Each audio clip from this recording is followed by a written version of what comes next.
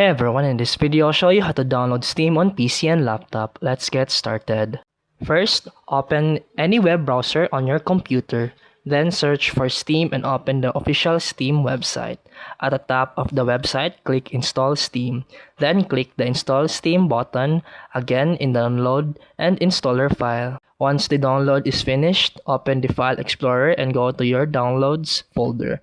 Find the Steam setup file, then double-click it to run the installer.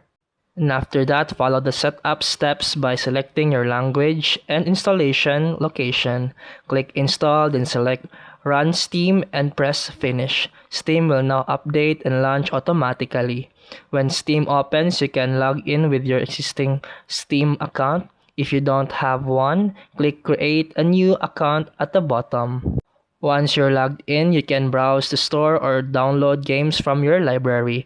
And that's it for today's video. If you found this helpful, please like and subscribe for more videos. See you in the next one.